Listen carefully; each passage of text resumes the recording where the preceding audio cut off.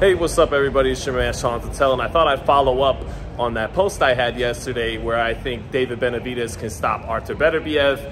And, you know, it got met with a lot of dismissal and people scoffing and making fun. But, you know, just to start, styles make fights. And I do think that Beterbiev is a guy, unlike Caleb Plant, unlike Demetrius Andrade and Alexander Gvozdyk, that is going to move into the power. He's a front foot fighter. He can move any direction, but he's primarily more of a front foot fighter. So he'll be going to the power of David Benavidez. And I think Benavidez is 12 years younger. Well, that's a fact. He is 12 years younger.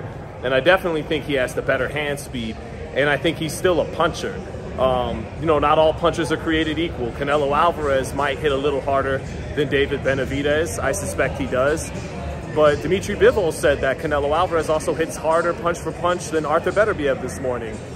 He's still a puncher. And when you meet force, with Beterbiev is coming forward, not on the back foot like Gvozdyk, Plant, and Andrade, then that gives Benavidez a chance to land with power in a way he wasn't able to against some of those other guys, because styles make fights. And I see a lot of people immediately bringing up Alexander Gvozdyk and the fact that Benavidez went the distance with him.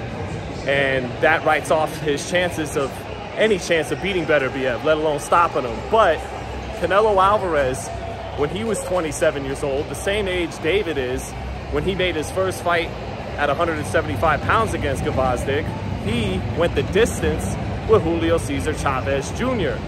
And Chavez Jr., like Gvozdyk, even more so than Gvozdyk, was not fighting to try to win that fight. He was fighting to try to survive.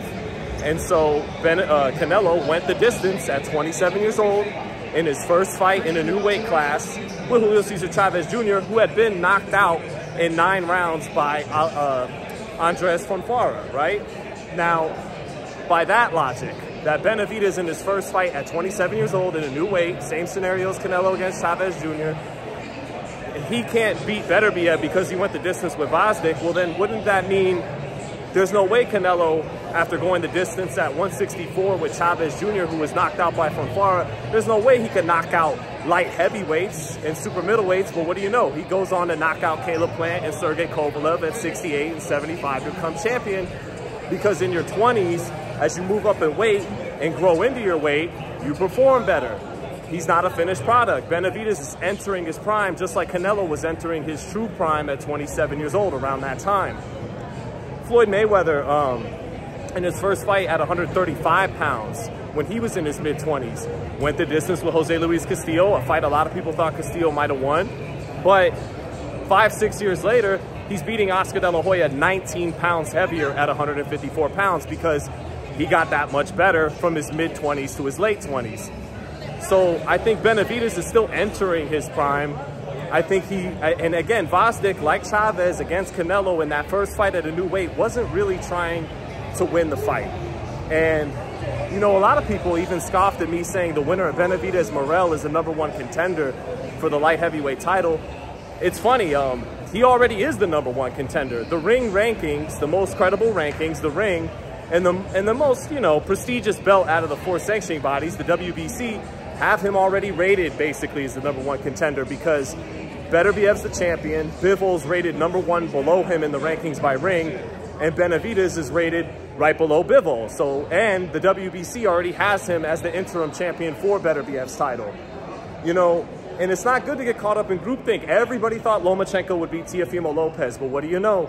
The younger, more athletic guy was able to beat the established veteran in Lomachenko. Everybody thought Golovkin would beat Canelo. Most people believe he did beat Canelo in the first fight, but ultimately, Canelo beat Golovkin, younger, more athletic guy. In his 20s, fighting a guy well into his 30s. By the time Benavidez and Beterbiev would even fight, Beterbiev would be 40 years old, and Benavidez wouldn't even be 30 yet. So styles make fights. A lot of people think Benavidez is tailor-made for Beterbiev, but I think Beterbiev is just as tailor-made for Benavidez as the other way around.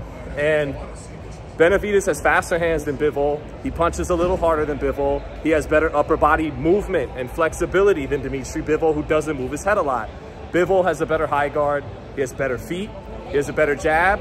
And Benavidez got to pick up the conditioning at 175. He got tired towards the end of that Gvozdyk fight. But I already explained other great fighters that had their first fight in a new weight class and had some less than spectacular results, only to improve thereafter as they enter their prime in their mid to late 20s. So I would love to see that fight. Beterbiev and Bivol will probably fight again. But I thought the first fight, good fight, was underwhelming. It didn't turn out to be a light heavyweight classic. We wanted one of those guys to ascend to special, you know, and join the Bob Foster, Roy Jones level of light heavyweight fighting. And I think both guys, while putting on a very good competitive fight where they showed skill and heart and adjustments, they still fell a little short of expectations. I think Benavidez is a more explosive fight that ends in a knockout. Either David will get knocked out or Beterbiev at 40 will get knocked out. And a lot of people, again, scoffed at Teofimo beating Lomachenko. I thought Teofimo would win that fight. A lot of people back in the 60s scoffed that young Cassius Clay would beat the fearsome older puncher in Sonny Liston, and we know what happened. So, you know, ultimately, I just want to see it happen. We already saw Beterbiev and Bivol, and it didn't quite live up to expectations. Benavidez is already up there in the rankings to get a shot at the title, and I think that's a more explosive fight stylistically. Benavidez has a different temperament than Bivol. He looks for the knockout more than Bivol. So whether I'm right or wrong, you should want to see it because it's a better, more explosive fight. Let's hope by 2025, because let's hope that Beterbiev and Bivol can get that rematch in, you know, in the first half of the year. Benavidez fights Morel in January, and by the end of 2025, we're shaped up for, you know, honestly, I'd like to skip the rematch and go straight to Benavidez-Beterbiev, or excuse me, Beterbiev's a champ, Beterbiev-Benavidez next year. So, without the rematch, but, you know, got to let that play out. As for that fight itself, at first when I watched it, I thought Bivol got robbed, and then I watched it again, and it was a very close fight, and I have no argument with Beterbiev taking home the titles. In a very close fight, the judges awarded the aggressor who hurt his man more times than Bivol was able to hurt him, and I don't really have a problem with that at the end of the day. So that's my take, and I'll close with this.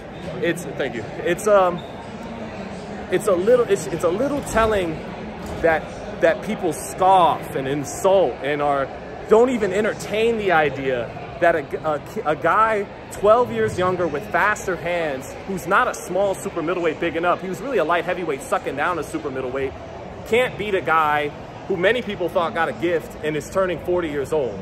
I don't see how that was such a hot take, to be quite honest with you. So there you go. Peace.